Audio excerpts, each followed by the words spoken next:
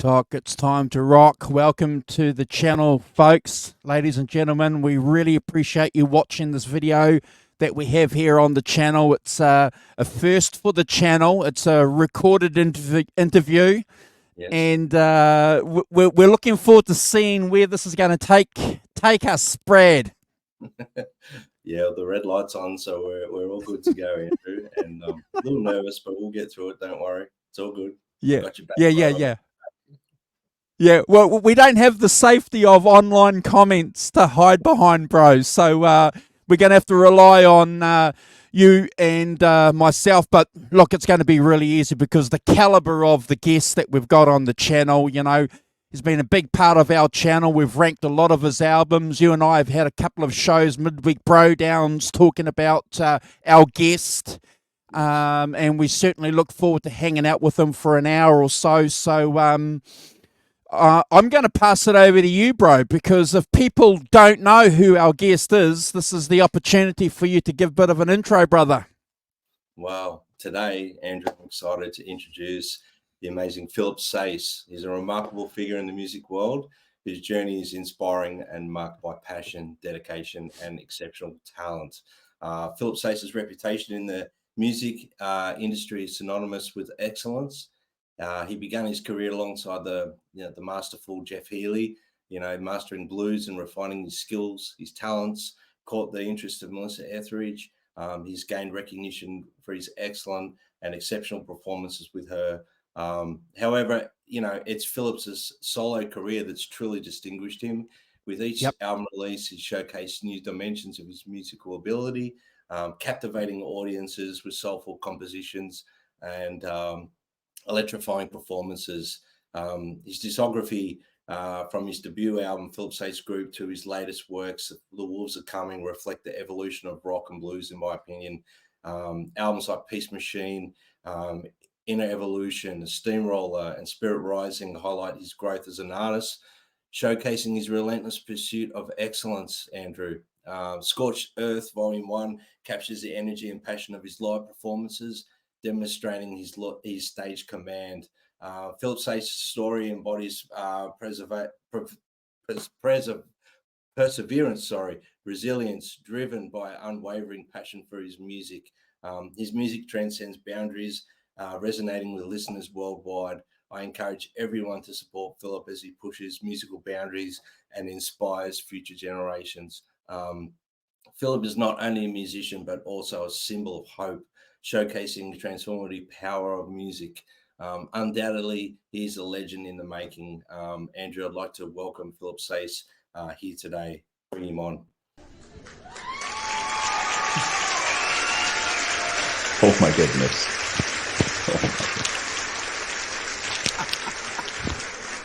Oh my goodness. Oh my goodness. That was incredible. Thank you so much, Brad. Where do I send the check? That was beautiful. That was amazing. Thank you. Thank you.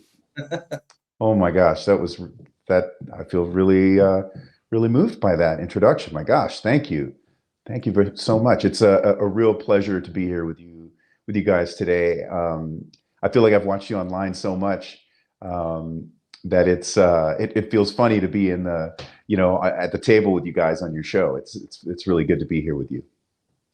Philip, thank you for your time. We really appreciate it. You coming on our channel. It really means a lot to us. Thank you so much. Man, the feeling is mutual. I'm happy to be here. Thank you.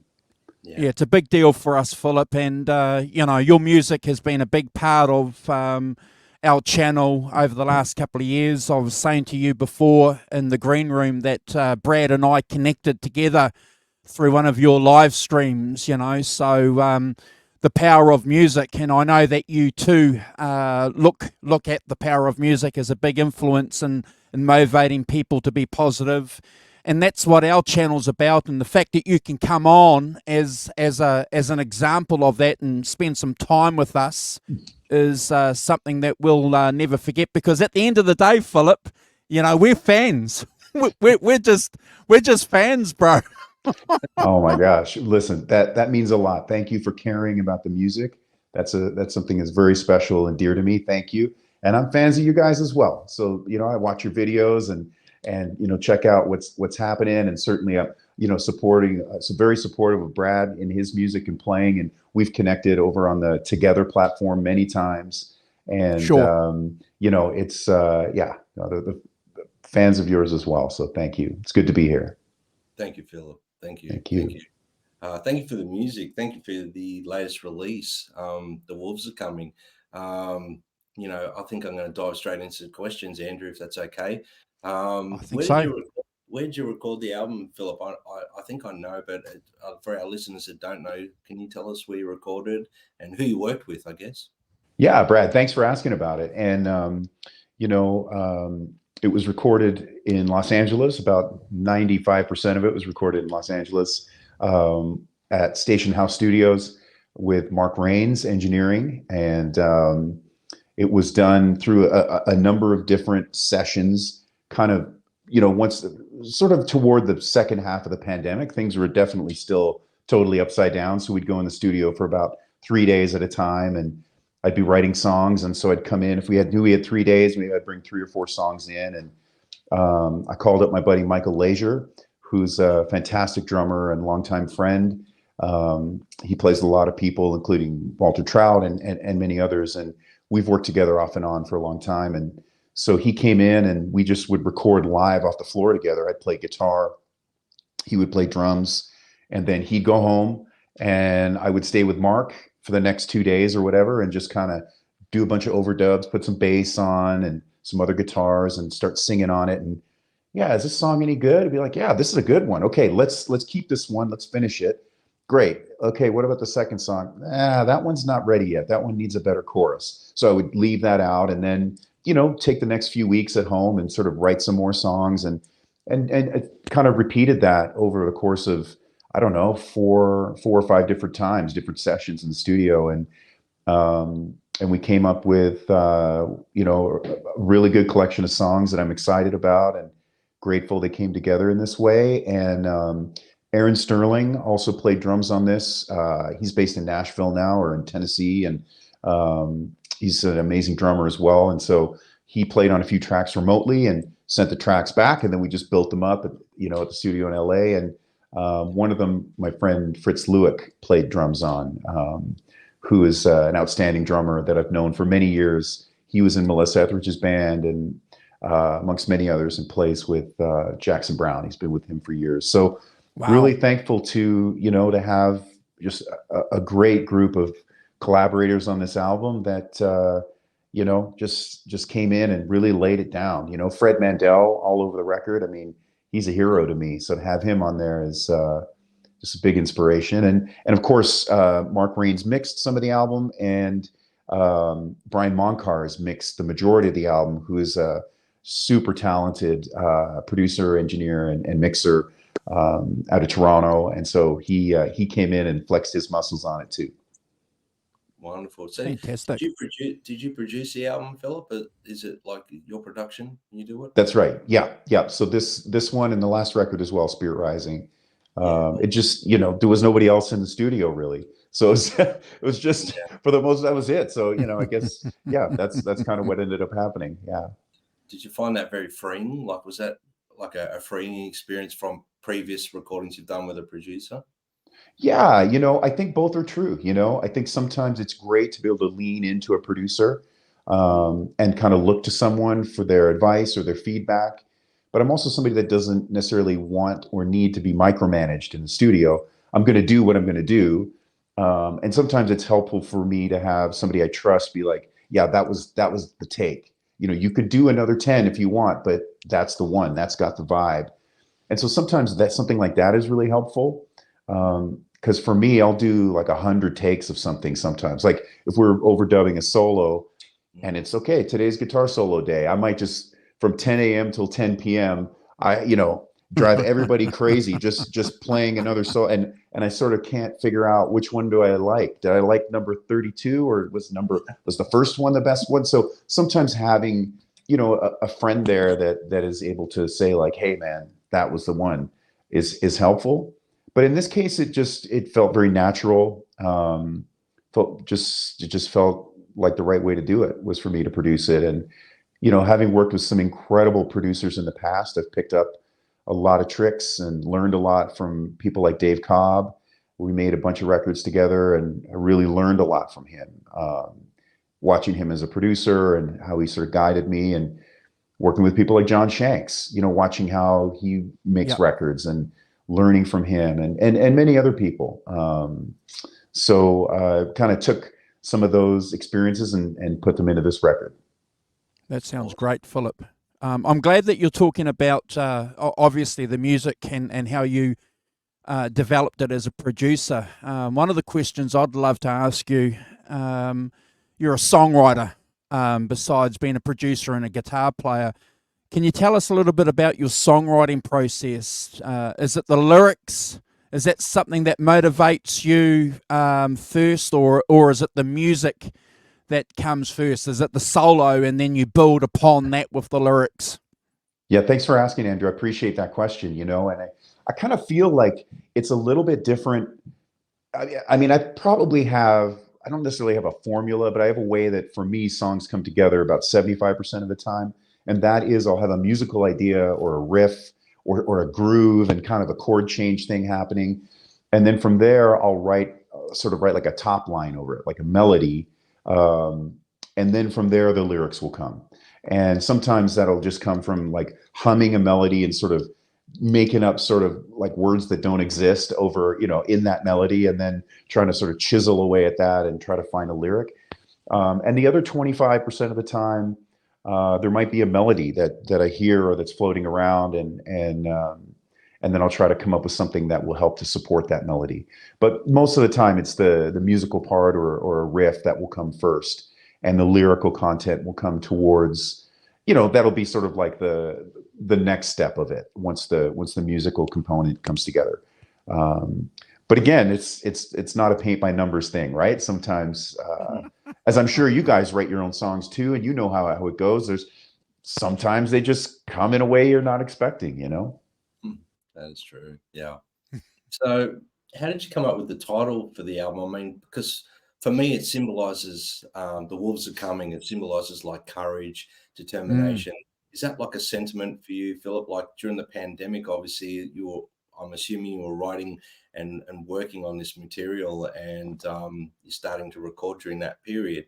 So is that like, was that sort of the sentiment behind the album's title, like, or is there some other sort of hidden behind it?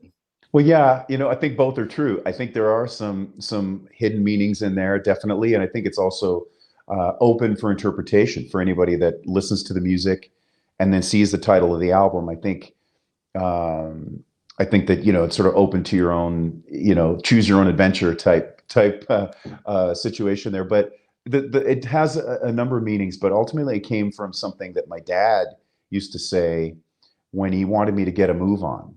And he's like, get your ass in gear. The wolves are coming. Yeah. Come on, let's go. You know, so it's like, so really it was sort of like a way to kick my own ass, and sort of like, the wolves are coming. Let's go. You know, and I think especially during the pandemic, coming through and coming out of the pandemic, a way to stay motivated, really. But I think it's also, it could also take on different meanings around things that I've been seeing going on socially in the world, and I think globally. I think things that we're all experiencing, regardless of what country we're in.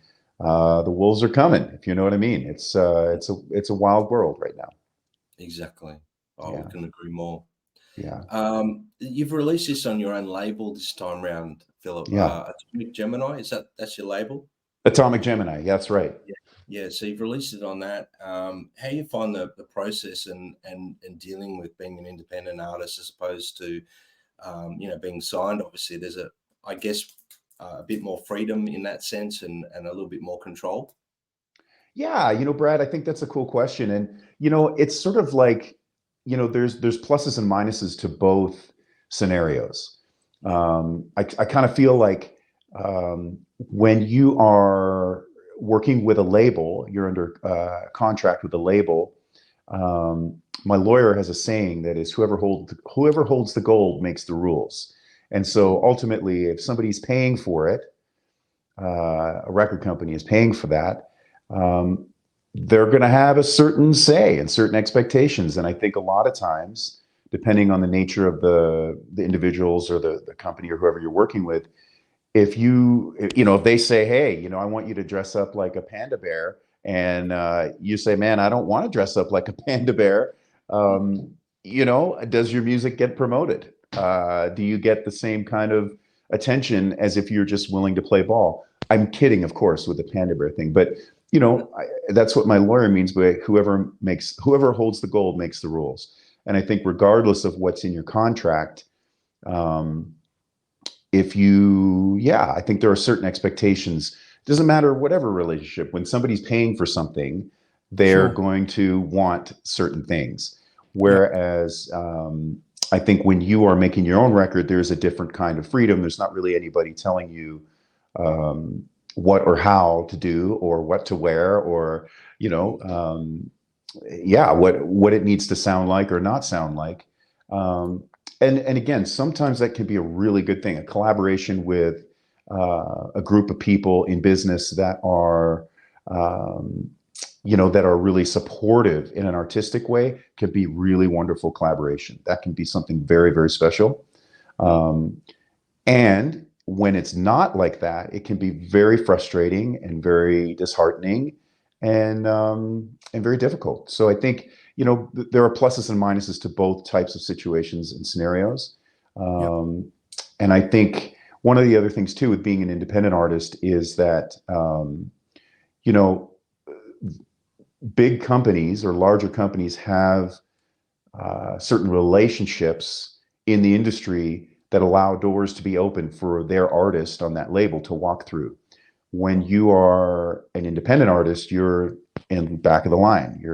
You got to kind of start knocking on the door and introduce yourself in a different way versus saying, oh, well, I'm on this major label or whatever. People are going to take the call differently. And that's just the reality of the world and any business. I think if you're aligned with a large corporation, you're more likely to get your call returned. I'm glad you mentioned collaboration, Philip, because obviously in the music business, and it is a business. Let's be clear. This is one of the things that we talk about on our channel, that rock and roll, the music industry is a business, and we've got to make sure that that's part of what we're trying to celebrate here on the channel.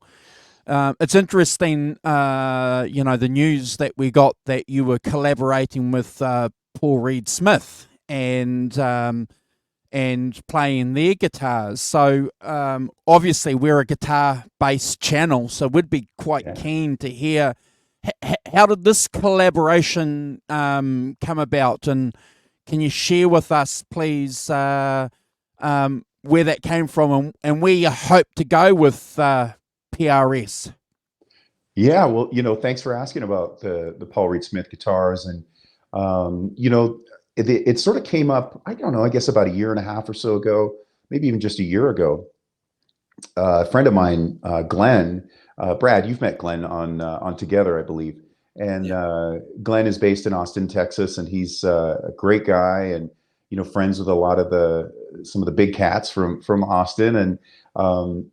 And he and I've been friends for a handful of years, and we've been friends for a little while. And he just kind of reached out one day and he was like, hey man, have you tried, the Silver Sky guitars? Because, I know you're a single coil guy. And I was like, well, I said, I know about them, but no, I haven't gone into a music store and just tried one yet. No. And he's like, you got to try one, man. I think you're going to like them.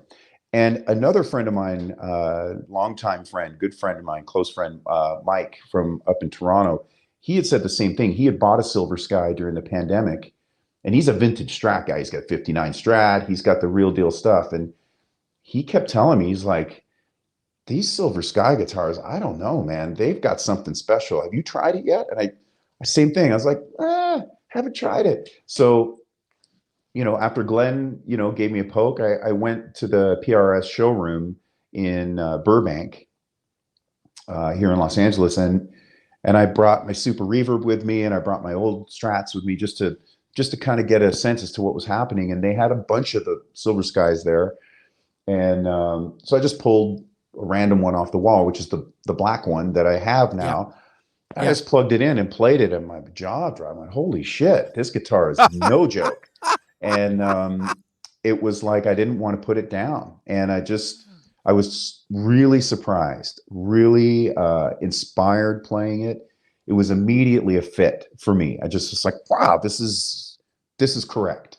And so they let me take it home and spend some time with it and sweat on it and, you know, whatever else, and take it to the bathroom, you know, whatever. And then I took it to on the road for a couple shows. Like I took it to Dallas at the guitar show there last year, and it really delivered in all the right ways. And so, you know, I just kind of spent the next, I don't know, like 8, 10, 12 months just kind of getting to know the guitars and getting to know the folks at Paul Reed Smith, they're a great team of people, fantastic company, and they're making some of the best instruments out there.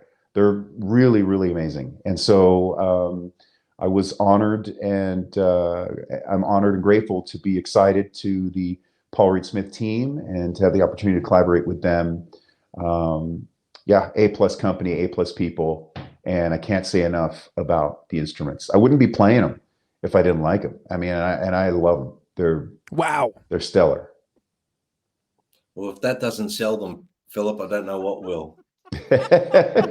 Well, I just like playing them, you know. It's like I'm just kind of saying how I feel about them, you know. It's like really they stay in. The thing I like about them too is you can really like hit them hard and they stay in tune. It's cool. Yeah.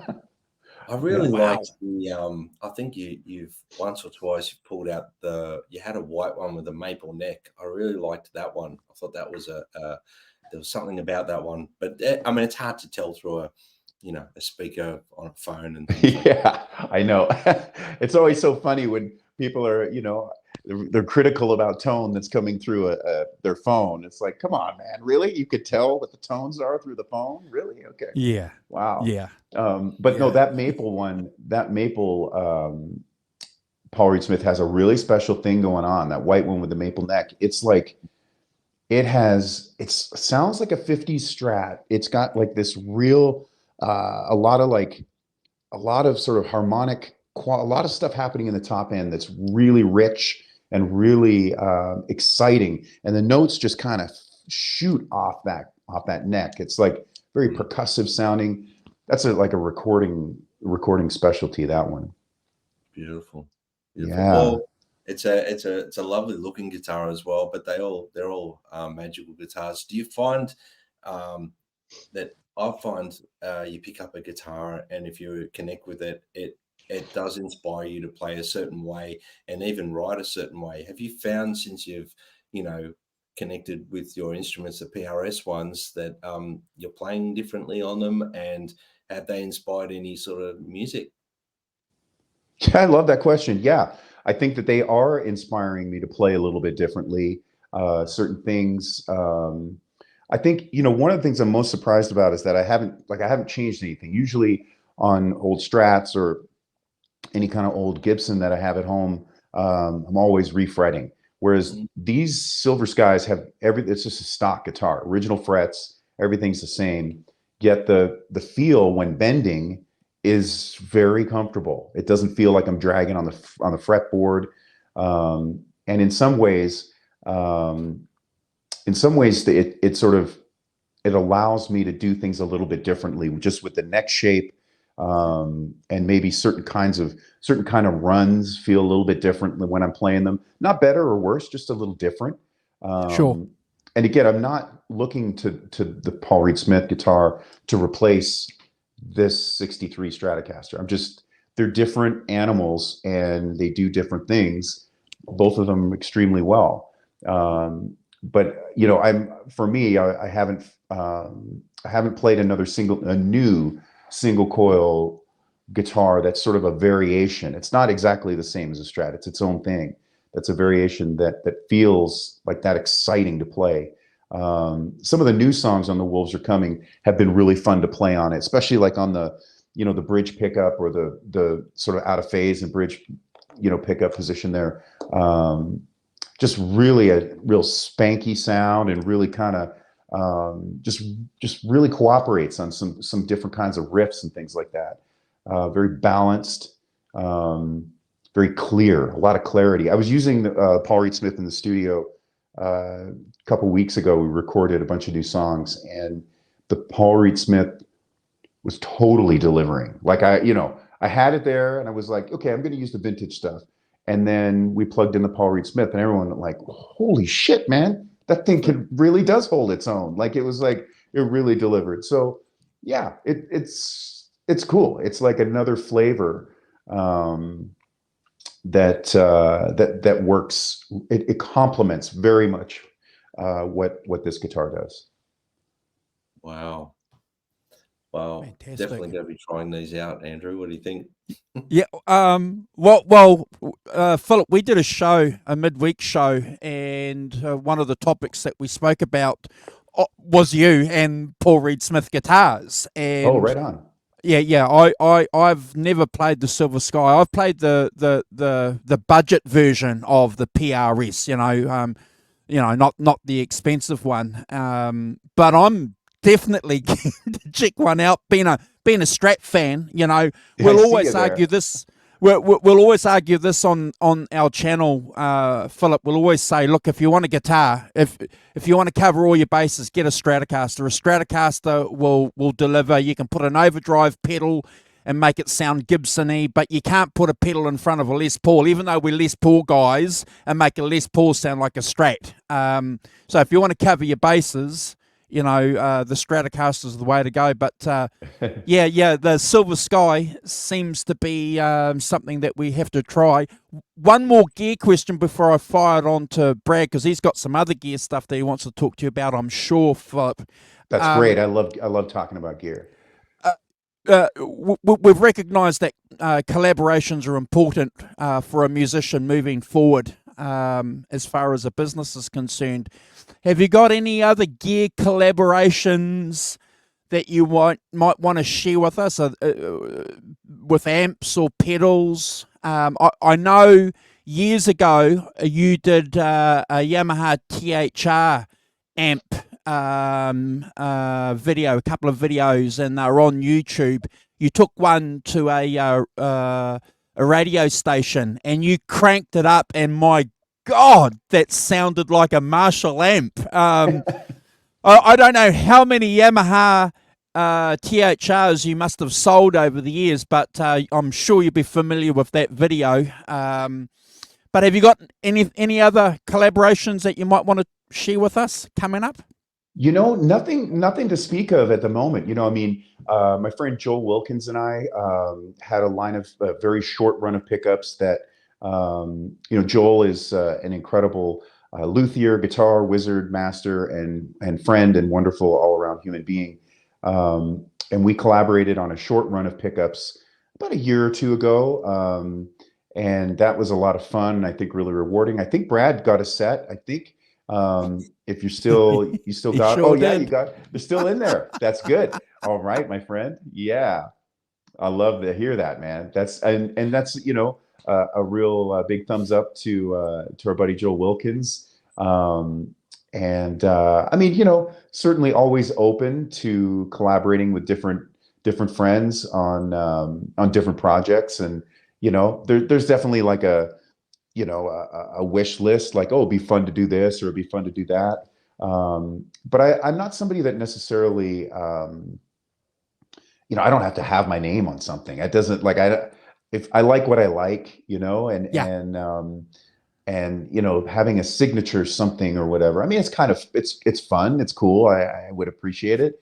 And, I'm okay if I just found something that was at a, guitar store, it was $400 and I can't put it down. It's like, that's the weirdest, best sounding fuzz pedal I've ever heard, and just let it be at that. Maybe I should be a little bit more, thinking a little bit more of business sense, but I just get so excited by actually making sounds and noise, and discovering new things. But that being said, I'm open to the possibilities. Let's see what may come.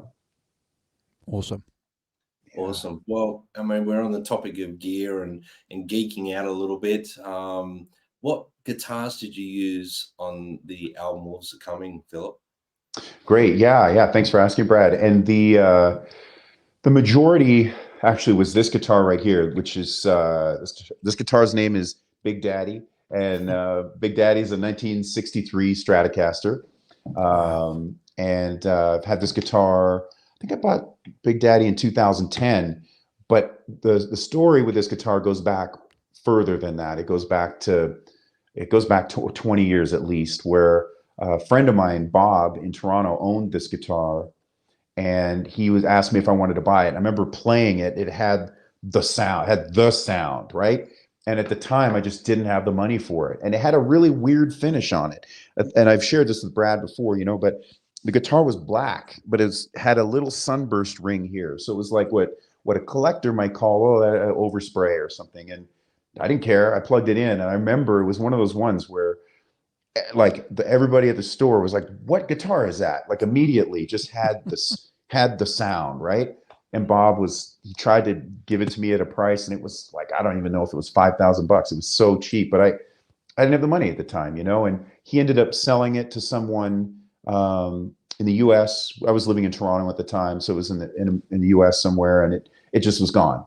And I had my other 63 Strat, and I'm obviously very happy and had my hands full with her. And so my friend Mike from Toronto gets in touch with me in 2010 and says he had just bought a 59 Strat, and the guy that he bought it from had the 63 Strat. And Mike just goes, "I don't know why, my friend, but this guitar makes me think of you. I don't know why, and I was like, man, I'm not looking for a 63 Strat. Like, I'm a working musician, I'm not a tech guy, it's like, this shit is expensive." And he goes, "Okay, man, but let me just send you the picture." And I'm like, "Okay." So he sends me the picture, and as soon as I saw it, I knew it was the guitar because of that overspray. And I remembered it was like something I'd never forgotten. And he said, "Man, that guitar has a big tone, man." And I said, "It's sold. Make sure that you get it, and we'll figure it out." And so I sold a whole bunch of gear, and I made it happen. And the guitar came back to me many years later. And so I've had this guitar ever since. And so it was really special, and I'm thankful for that. And so this guitar is on the majority of the record. The Mother Strat, which is a 63 Strat, is on some of the record as well. I didn't have the Paul Reed Smith guitars at that time yet. That I had met up with the Paul Reed Smith magic, as I said, about a year ago. So the record had already been recorded, and also have a Gibson SG Junior mid-60s with a single P90 that made it onto a lot of the record as well. And what else? Oh, a Mule resonator. Mule is an amazing guitar manufacturer company out of Michigan in the US. They make amazing resonator guitars, and so I use that on a bunch of the songs as well. Wow. Yeah, look, I love that SG guitar you've got as well. I think Little Devil, she's a real rip snorter, that thing. There's something nasty about it. Rip snorter. I like it's a perfect description. Totally, I love that. Yeah. I mean, I can hear you blending, and I know we've discussed this on Together platform, I think, blending Strats with SG, the Gibson and things like that when you record, and they sound so good together. I think I identified that at least on Oh That Bitch Is Brew, the SG's on that one. You're right. I think I can hear it on a few other tunes there somewhere, Philip. Thank you. And you're absolutely right. And tell me on your end, like on some of your recordings, I think you must be blending either humbuckers or with how do you like to do, or both of you? I'd be curious to hear how you both like to do that on your end. Look, I love blending guitars. I think because I'm a Les Paul guy and I'm a Strat guy. I love blending the two. I love hearing the tonality. If it's a more let's say if it's a heavier sort of riff, or if it's got a little bit of density to it, I like putting the Les Paul on it. If the Strat tends to mix well with it. with the Marshall amplifier, if you're playing the Strat through a Marshall and then playing the Les Paul through a Marshall, it does sound well. It sounds balanced. It sounds okay. I think if you're playing two different amps, so it does unbalance. So there's a way to record a Les Paul and a Strat together, and they do complement each other quite well. But that's my experience. I mean, my experience is very limited to yours, Philip, but I find that the Les Paul speaks a lot of density and depth, and the Strat is great for color and cutting through and really pushing the notes out there. I find that really works well. But I mean, you know, as you know, sometimes you start recording and it completely changes. So you, yeah. Every time you've got a plan, and it's like, yeah, totally changes what you thought it was going to be. But yeah, I totally hear you on that description. And how about you, Andrew? What are your thoughts on that sort of the blending of the two styles of guitars? Well, look, I just jam with a couple of friends, have done over the years. But I'll stick my hand up, Philip, and say that I'm, you know, a Strat guy. That was the first guitar that I had and played, and that was the sound that was in the back of my mind. When you're a young guy growing up and you're listening to Stevie Ray Vaughan and Jimi Hendrix, and you hear these tones, and they become part of who you are as a music fan and as an aspiring guitarist, you're trying to replicate that or get close to it. And then, you know, a bit of time occurs, and then you hear guys like yourself that are playing this classic music that you've been brought up with, and they're adding, you know, you're adding your own perspective to this music. It's like, man, you know, what a great guitar! What a great guitar! And you know, you mentioned before that you took your Fender Super Reverb into PRS to try out a couple of guitars. It's a simple setup. And you know, if you can't make that work, we'll just keep trying to make it work. Yeah. That's what I love about it. Oh, and that's what I love about music. You just got to keep trying in general, right? Like, it's really every you know, every day is a new adventure, and you know, and that goes with the gear, with the tone, with the playing, with the singing, with the write, any of it. It's like it's a lifelong commitment, a lifelong journey to try and keep learning and try to keep getting better in all areas, you know. And so, and I think that for me, that's something that I love about single coil guitars. I've always been sort of pulled to them for whatever reason. Maybe I just haven't met the right humbucking guitar. Oh, that's not true. I did meet the one humbucking guitar that I didn't buy. And that was from my same friend, Bob, in Toronto, who used to own this guitar. Bob had, man, he had the most juicy guitars back in the day. Like, we used to go to his house. He had like a 54 Strat. He had a 59 Les Paul. He had all the good things, you know, but he had a red 60, was it 62 335 or 64 335? Anyway, early 60s 335 that, again, he tried to sell to me at a price point that was ridiculously low, and I just didn't have the money at the time. And I remember doing some recording with that. I was probably about 19 at the time, and that guitar, man, I should have done something to buy it. I don't know what, sold some blood, or I don't know what, but like, you know, I should have done something, because that was another one. This one, thank God, came back. Maybe one day that 335 will come back. It had the thing. It was so that maybe one day for a humbucking guitar, 335 would be the way to go, or 345 or something, because I do absolutely love Freddie King tones, you know, and obviously BB King tones, and many other players like. The single coil journey. For me, I can't get out of my head like the sound of, certainly you mentioned Stevie Ray Vaughan and Jimi Hendrix, and I mean, that's the pinnacle, right? That level of magic and power that those guys have and have put out into the universe that will reverberate forever.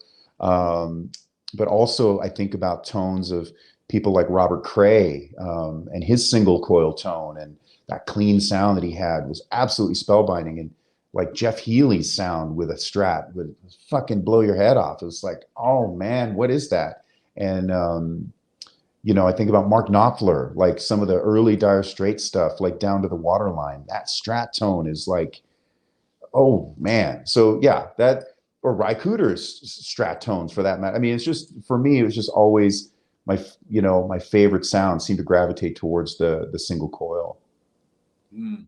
Well, the single coil leans itself really well to a fuzz pedal. Yeah. And that's my next question. So it leads in really well. Obviously, I know you've got a handful of fuzz pedals and you've got some really good fuzz pedals, but was there one that you gravitated to the most on the recording, or did you just keep throwing them on the floor and trying and go, that works, go for that? You know, what was the process there? Do you mind sharing that? Yeah, well, I'm glad you asked. So I don't know if you guys find this as well. I'm sure all guitar players find this. Maybe this is part of our strangeness as guitar players. But I find that pedals sound different on different days, and especially fuzz pedals. So this particular like amazing 68 germanium fuzz face sounded excellent on Monday. Then I came back and plugged it in on Tuesday, and it's like, it still sounds excellent, but it sounds different than what it sounded like yesterday. I think I'm not, yeah, like it's, I don't know if it's my mind playing tricks on me or if the power's different on that day or something weird. But so I found myself changing out fuzz pedals depending on how I was feeling and what I was hearing on a different day, or sometimes in a different hour. Or maybe if I just had my head in front of the amp too long and couldn't hear properly anymore. But yeah, so, but for the most part, it would have been a Cesar Diaz fuzz creation, Squareface, and what else? I was using, I have a couple of two vintage fuzz faces that are excellent. One's a Silicon 68, BC 183L original, all original. That one has the tone. It has the tone. It's really good. And I'm thankful to have it. And then another one is 68 silicone one, the 275s in it. And that one also has an incredible tone, just very different voice from the silicone one. So I would use them, you know, based on what the song was needing, but what else did I use for fuzz? I used a pedal by a company makes, it's called WMD. And the pedal's called the Geiger Counter. And it's got some really like totally whacked out sounds in it. It's something that I learned about through Vance Powell in Nashville, who's an incredible studio wizard, has made some major records. And I think it was something he was using with Jack White on a lot of things. And he had told me about it. He's like, man, you got to get into this, because, you know, you're obviously a fuzz guy. And so, yeah, check that out. And it's like, the sounds are like, it's weird, like sort of 80s video game sounds and sort of other sounds that are indescribable, almost like unusable, but as a texture in a song, they're really cool. So those were, I think, the majority of them. Also, yeah, an Octavia I used on some things, like a Chicago Iron Octavia. That's on Bitches Brew, I'm sure. I'm sure I can hear it there. I think you're absolutely right. It is on there. Yep. Yeah. I mean, look, the fuzz thing, the wonderful thing that I've learned about fuzz is actually through you, Philip, is that winding back the volume on the guitar and leaving the fuzz on. I know, you know, I used to watch Hendrix at Monterey, and I used to go, how is he doing that sound? And I just really could never understand, because in my head, I was always under the impression you turn a pedal off when you want it to be clean. Sure. But that thing where you clean up the fuzz tone by rolling back the volume on your guitar, I learned that because of you, Philip, and that's something that you know, I've started to incorporate in my playing a lot. But cool, I can hear that in a lot of this record, like when you, especially in songs. I'm just trying to think.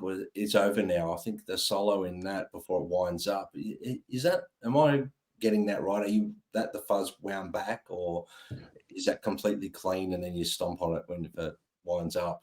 I'm glad you asked about that. So that song is actually there's a fuzz later in the outro solo. Yeah.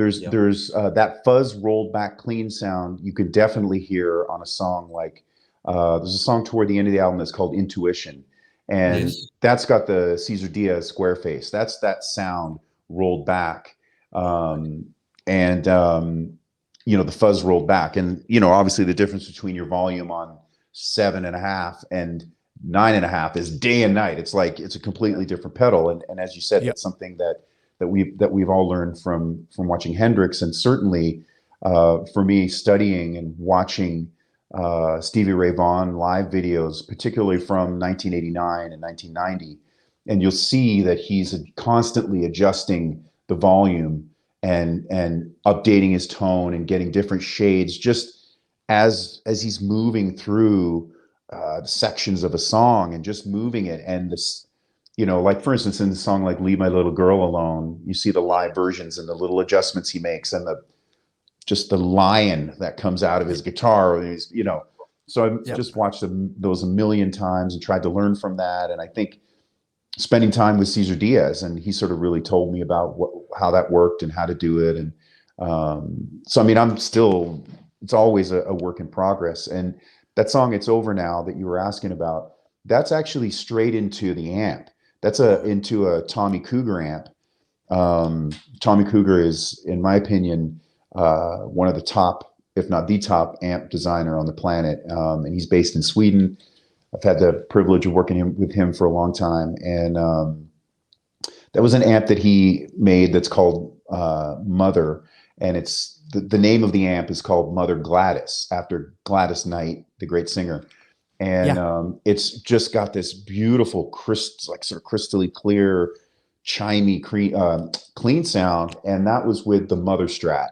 And the Mother Strat has a very glittery top end that is unlike any other pickup guitars thing that I've played before. So on that one, it's actually not a fuzz, but it kind of emulates a bit of that sound. It has that sort of that glittery thing going on. Yeah, it's beautiful. Thank you. Beautiful song. Thanks, man. Thank you. Yeah, really digging it. I know, like, I've got heaps of questions here, like gear related, and I don't want to sort of bombard you with if there's secrets. I'm down. I'm into it. It's great. The wire. I know you've got like a magic wire pedal. I can hear it on Babylon Burning in the solo. Oh yeah. The moon is your love. The moon is full. I don't know. Actually, just before I forget, your playing on The Moon is Full is incredible. It's some of the best playing I've ever heard you do. Oh man. Yep. Oh, I think you captured magic there, Philip. I really do. Oh, yeah. Brad, thanks a lot, man. That means a lot to me, because that was one of the ones I wasn't sure whether or not to include it, because it's a song that's so special to me. And so for anybody watching, The Moon is Full is a song that is written by Albert Collins, who is like, the man of all men. He's like the dude. And he made a record that had a huge influence on me, and I'm sure you guys as well, many guitarists and musicians. It's called Showdown, with Robert Cray and Johnny Copeland. And Albert is he's just on fire on that record, as he is on every record. And one of my favorite songs on that record is called The Moon is Full. And I used to play that in a live setting, with Jeff Healy. He and I would jam on that live, and it was always so much fun, because Jeff would just open up some kind of new vortex into the universe when he was playing, and it would be fun to play that song. And Jeff also has a recorded version of that from some years back. So that song has just really meant a lot to me, and I wasn't sure whether or not I wanted to include it. It was pretty raw and kind of it was just kind of raw, and I just kind of let it be what it was. I'm glad you did. Glad you did, because we were just talking about that album on the channel last week, Philip. The Showdown, right on. Yeah. We were talking about that, Brad and I, and also the Rock Professor, who's one of the co-hosts on the channel. Right. I just want to remind folks, anybody that's watching this, that Philip just gave a big clue a little bit before. So besides listening to the music when you're aspiring to be a guitarist and you're learning all about guitar, Philip gave a couple of clues. You need to be watching as well. You got to use your eyes, because the way that Philip describes Stevie Ray Vaughan, just using the volume tone, that's important too. So thanks, Philip, for reminding us as guitar players that, we've got to use our ears and our eyes if you want to encapsulate it all. Thank you. Oh, you know what? And our hearts too. You got to feel it. I Sure. think that's another thing, but there's always so much to learn from, from the greats that have been here before that wrote the books. Just because we've seen a few, YouTube videos, that's not all these guys could play. If you could see what they did at soundcheck or did it when they're on the tour bus or in the hotel room, it would freak you out. The things that I heard Jeff play when we weren't on stage were nuts. It was it's great what these guys, it's like if you watched your favorite athlete at practice, not in a game, and they were just practicing something, you would blow your mind, right? So I think that's the thing. Just always got to be woodshedding, always got to be working at it and having fun with it. Yeah, it's awesome. I mean, that wah pedal that you've got, was that the only one you used on the record, Philip? That was my question before I deviated. Yeah, so I'm grateful to say that I have 3 main wah pedals that I'm really thankful for. And a lot of times I'll sort of cycle out on those depending on which one is, again, like I was saying earlier with the fuzz pedals, which one is sounding the best on any particular day. But they're all from the sort of Clyde era, that sort of first year, if you will, of when they came out, and each one has a slightly different voice, as do any 3 guitars that are exactly the same, or any 3 pairs of pants you own. They each fit a little different, even if they're supposed to be the same, right? So, I'm thankful to have them. Again, wah pedals for me have always been a bit of an addiction for me. And I remember, when going out on the road, and every city I would go to, I would try to find where whatever vintage music store was there, and I would beeline for it and look for vintage Vox wahs or Crybaby wahs, particularly Clydes. And I'm going to say that this is the fault of my friend Corey in Toronto. Corey, who has been a lifelong friend, he has one of the very earliest picture Clyde Vox wahs in absolute mint condition, and in a box, and like the whole thing.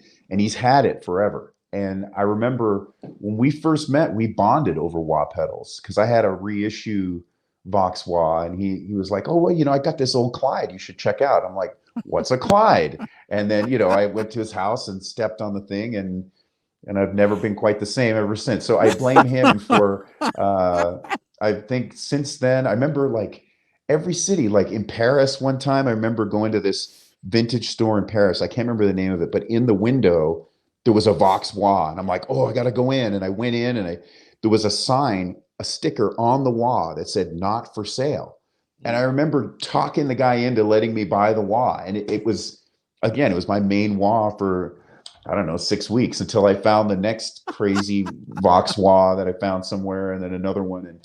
But I've had to scale back. So I had probably 20 of them at one point, and and kind of realized that maybe it wasn't so good for me. So I scaled it back many years ago, and I'm down to 3 that I cycle out depending on whichever one sounds the best. But I'm always looking. I'm always looking to see what kind of Vox Clyde is out there. And they're so expensive now, and it's crazy. So yeah, I have a sweet spot for the, and not all of them sound, not all of them have that magic dust. But for me, I think the ones that sound like Up From the Skies, the Hendrix song Up From the Skies, if it has that kind of sound, then I'm in all day long. That's the wah sound. You just throw your wallet on the counter. Yeah. And if that card is maxed out, okay, what about this one? That one's maxed. Okay, one of these plastic cards is going to work. What can I PayPal some shit? Like, what do we got to do? Yeah. Yeah, that's cool. I mean, it's so awesome, Philip. Thanks for sharing that. I mean, there's some lovely effects you use. I mean, on Your Love, I think there's a Leslie effect. Is that a Leslie effect on the guitar? I'm not sure. Yeah. So Leslie-like. Yeah, I'm glad you asked about that, because that's a mix of having a obviously a wah tone through like a super reverb and a Cesar Diaz amp, and I was running that through a wah, and it just straight in sounded really cool. And then on the guitar solo on that is done through the Mother Strat, and I was the other side of the mix, the other guitar is running through a Leslie, and the inspiration for that is obviously what the Vaughan brothers, how they were able to manipulate, how they're able to manipulate that kind of vibratone Leslie sound, and in particular, certainly Stevie Ray Vaughan having that as part of his rig for I think most of his career. But on certain shows where it's really evident, like that show from Tokyo, you can really hear that Leslie spinning. It's really wild. But also, there's a Fabulous Thunderbirds tune where Jimmy Vaughan is just, I mean, it's magic. It's a song called Once Too Many, I think it's called, and 100 Ain't Enough. And that Leslie tone on that song was, again, an inspiration for trying to just, get a little bit of just get that Leslie spinning in there. I've always been a fan of that Leslie sound, whether it's Beatles recordings.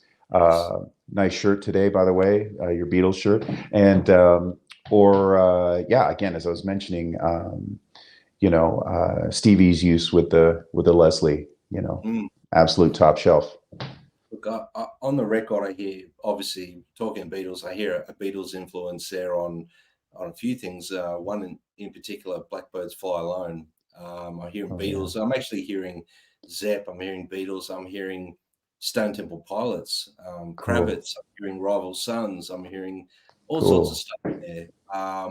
There's so much going on, and there's so much color and texture in the music on the record, and I really encourage everyone to go and dive into it. I mean, it's such an amazing record, Philip. I think every time you record an album, it just keeps lifting the bar of. I mean, now you've got, you're going to have to try and top this one for the next one, Philip.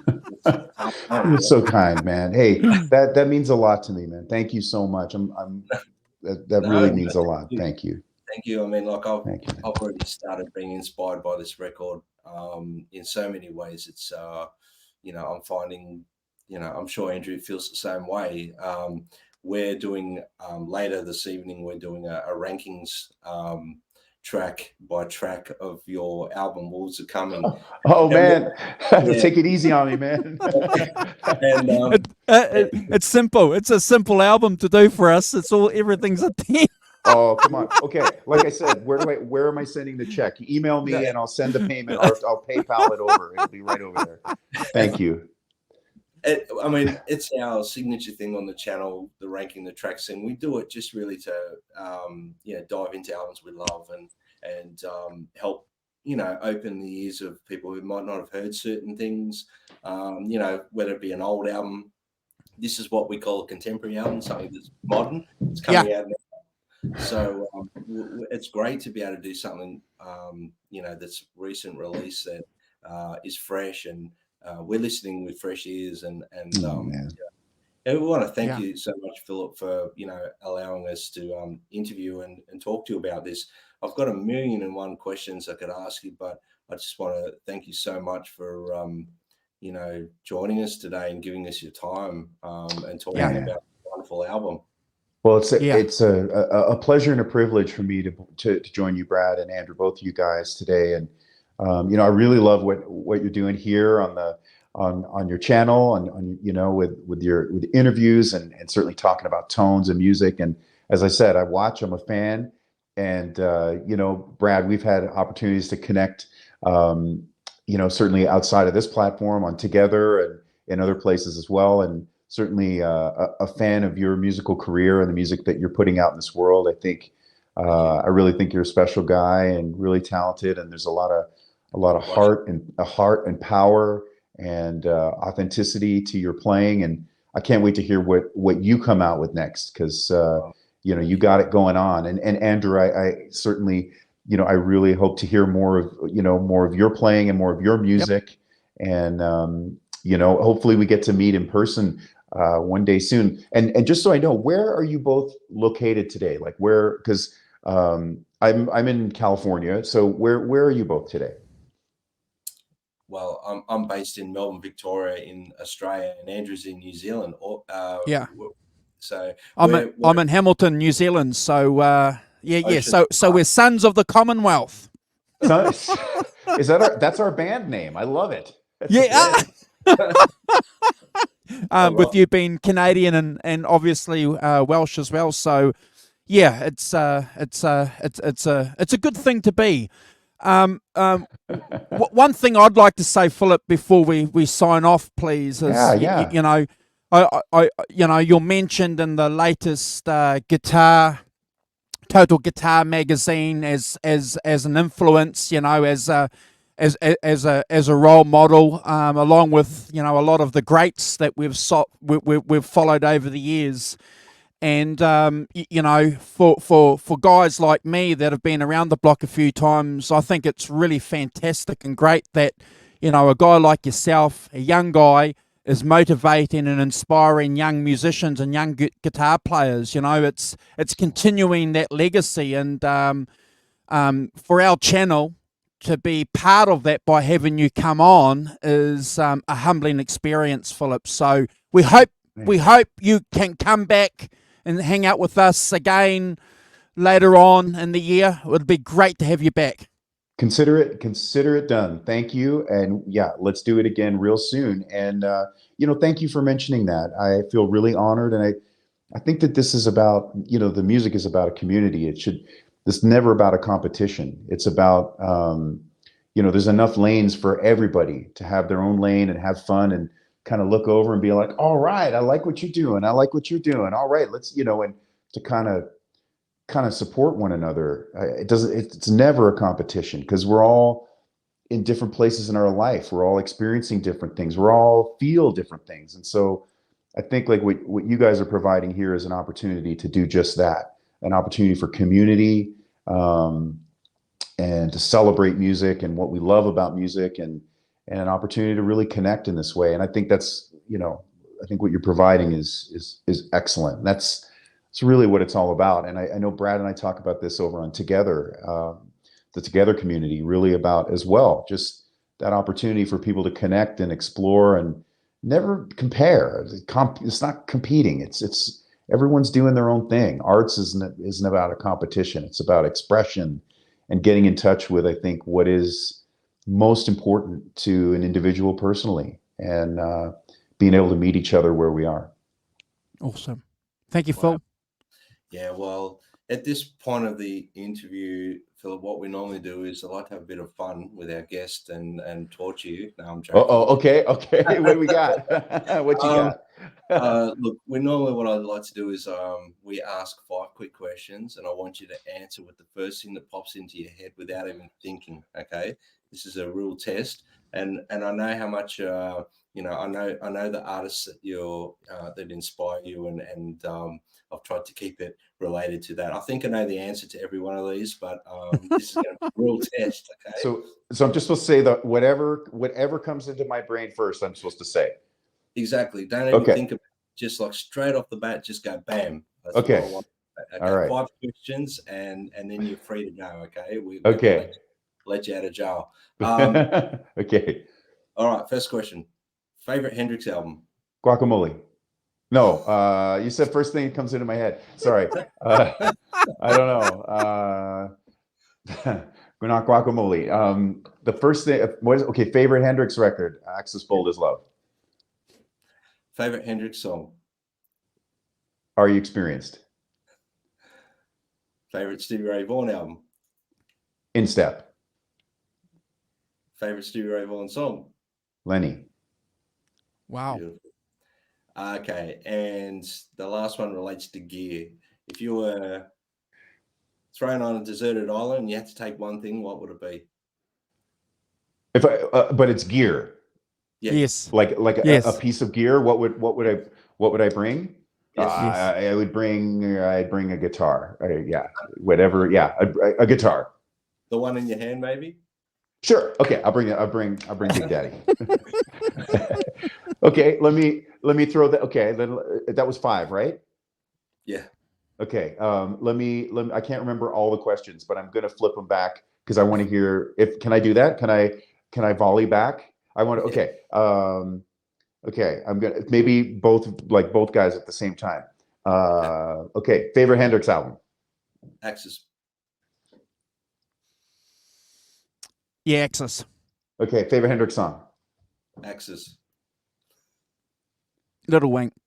Wow. Great. Okay. Next we were talking Stevie, right? Okay. Favorite Stevie Ray Vaughan album? Couldn't Stand the Weather. Oh And Step. All right. And favorite Stevie song? Texas Flood. I'd have to say Lenny as well. Lenny, nice. Okay, great. Those are, I mean, you can't go wrong, right? And then the last one, of course. So you're on the desert island. What are you bringing? My Martin guitar. Your Martin, beautiful. I'm assuming I've already got gear on the deserted island, so I'm going to bring a Univi pedal. Okay, I love Univi. Unified, but so you're saying like you already have a guitar there though. I've already got a Marshall. I've got a Strat and a Les Paul. And I'm bringing a Mark pedal and a Univi. Okay, perfect. I love that. Yeah. Got to get swirly, right? I totally agree with you. Yeah, well, if you're on a deserted island, you've got lots of ocean around you, so you can get with it with the Univi pedal. Oh, man, you are so right. They just get in the wave and just right. Okay, so this is an overtime question. Favorite Univibe recording? Oh, geez. First thing that comes in your head. Hey Baby, New Rays of the Rising Sun. Okay, yeah. I think that's on a chorus. I'm not sure if that's on the chorus mode. It might be on vibrato, but yeah, I love that. Yeah, beautiful. What do you got, Andrew?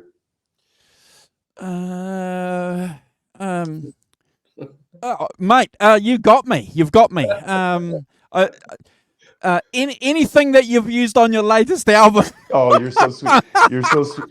Come on, man. What about like what if we throw some hints? Like there's David Gilmour used one, Robin Trower used them, obviously. Yeah. Obviously, yes, he did, Jimi didn't Hendrix. he?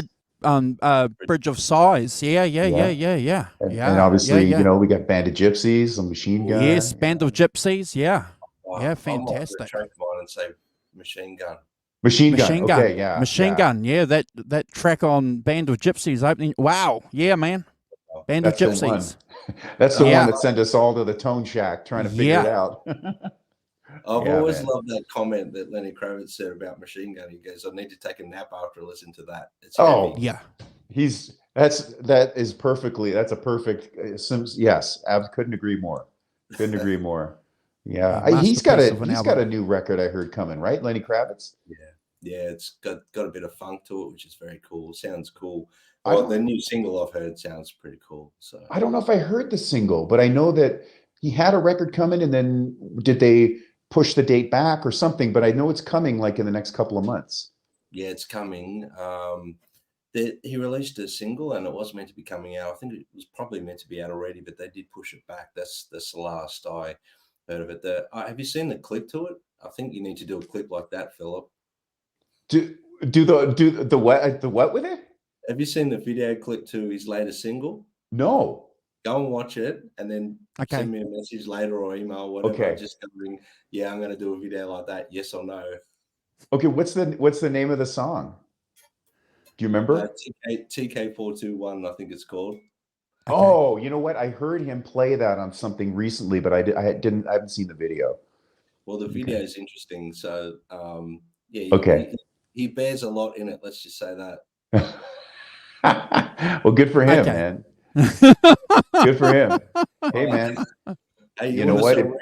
You want to sell records, Philip? Sometimes that's what you got to do, yeah. You know what? If you got it, flaunt it, man. He's got it. So that's it. I'm sorry, I'm not bashing Lenny because I love Lenny. I think he's fantastic. He's amazing. Yeah. He is fantastic. Yeah. I know we both we've talked about that before. Those first couple records are so good, man. I mean, all of them are good, but yeah. Craig Ross, I think you told me you know him, but he's such an amazing guitar player.